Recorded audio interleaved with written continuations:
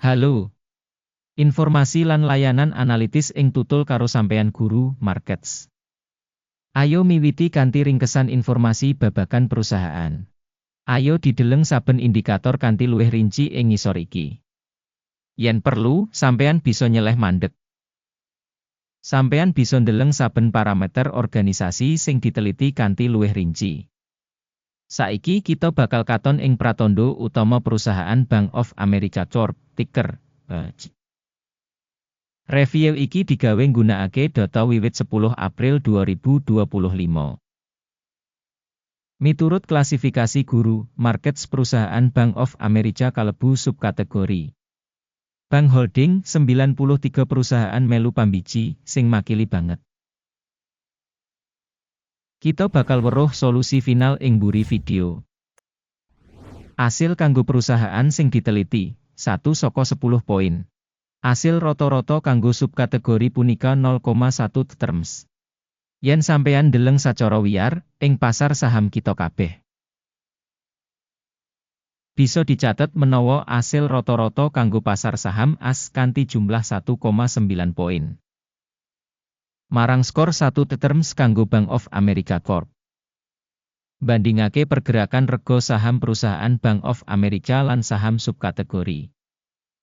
Kita waca sing liwat 12 sasi enggo bareng perusahaan Bank of America nuduhake owah-owahan minus 0,9%. Marang owah-owahan rega ing subkategori 12,6%.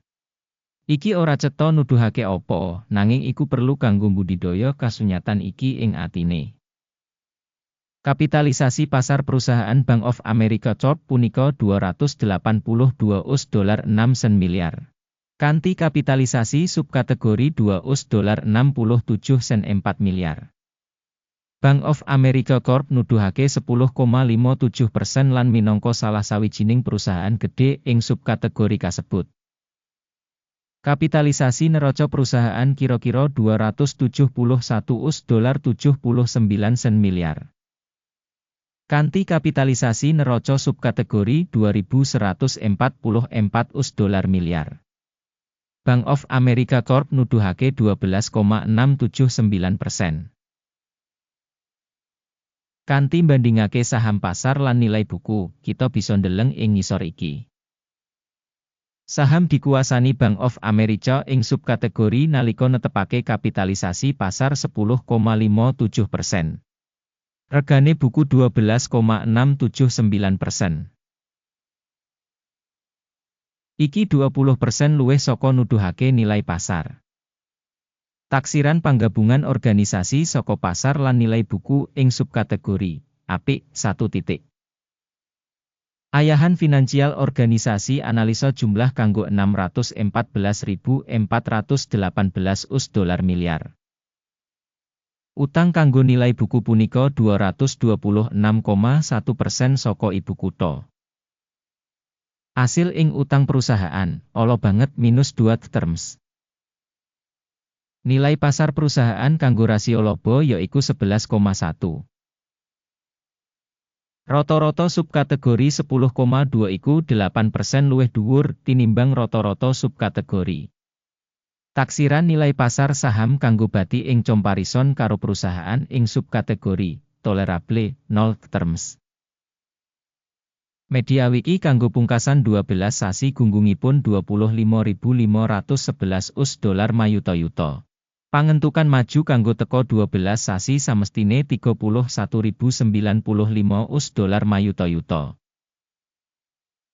Kang 21,9% luwih saka saiki. Taksiran pratandha Media Wiki samestine ing comparison karo ing subkategori apik 0,5 terms. Rasio rega kanggo sales perusahaan punika 1,4. Rata-rata subkategori yaiku 1,3 lan 8% luwih dhuwur tinimbang rata-rata subkategori. Taksiran pratandha saka nilai pasar kanggo revenue ing comparison karo pratandha ing subkategori tolerable 0 terms. Revenue kanggo pungkasan 12 sasi ana $198.990 mayuta-yuta. Revenue projected kanggo sabanjur 12 sasi samestine kanggo $242.550 yuta. Iki 22% luwih saka saiki. Evaluasi volume dodolan mangsa ngarep dibandingake karo indikator ing subkategori apik 0,5 poin. Wates dodolan punika 12,8%, karo rata-rata ing subkategori 13,1%. Prabdan antarane rata-rata subkategori lan kinerja perusahaan 0,3%. Taksiran bati dodolan dibandingake karo indikator ing subkategori, lumayan, 0 poin. Pangsa perusahaan miturut jumlah karyawan ing subkategori punika 8,333%. Iki 27% kurang saka nuduhake kapitalisasi pasar. Lan kasunyatan iki nuduhake ora seimbang karo nilai tukar organisasi saiki Bank of America, paling kamungkinan kanggo revaluation. Jumlah ibu kutha kanggo saben pegawai organisasi punika $1.326.000. Lan kanggo subkategori $1.046.000. Prabdan antarane rata-rata subkategori lan kinerja perusahaan punika 26,8%.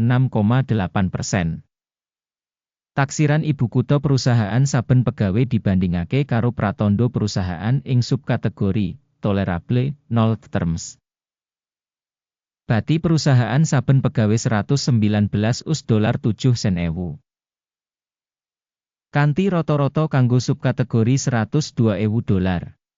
Lan beda antarane rata-rata kanggo subkategori lan indikator perusahaan yaiku 17%. Taksiran laba perusahaan saben karyawan dibandingake karo indikator perusahaan ing subkategori apik 0,5 poin. Bagian saka revenue kanggo saben pegawai organisasi punika $934.000. Ing subkategori $777.000. Prabdan antarane rata-rata subkategori lan kinerja perusahaan 20%. Prakiraan saka bagian revenue saben pegawai dibandingake karo pratandha perusahaan ing subkategori apik 0,5 terms. Saham for sale punika 1,2%, karo rata-rata subkategori 0,9%. Iki minangka indikator saka resiko bisa saka remet singkat. Indikator resi 14 nuduhake tingkat 37% kanggo perusahaan Bank of America. Dene ing subkategori tataran resi 14 43%. Rata-rata sekuritase saka subkategori dikutip kira-kira padha karo saham Bank of America Corp. Volume dagang saiki yaiku $37.14. Target rega konsensus kanggo saham perusahaan kira-kira $49.92. Dinamika prakiraan nyoto lan ramalan konsensus kira-kira 34%. Ayo kang katon ing tabel pesenan, kang kasedia link ing komentar pinnet. Tabel pesenan ngemot kabeh pancasan publikly mangsa iki dening informasi regane simpenan lan sistem referensi guru markets. Akses menyang meja pesenan pancen free lan buka link ing komentar pinnet. Minangka asil saka rega saham Bank of America Corp. Sistem referensi valuasi saham guru markets kaputusan ing ngisor iki digawe. Ora buka perdagangan, minangka video saiki review. Matur nuwun kanggo nonton video iki lan gunakake sistem informasi Guru Markets.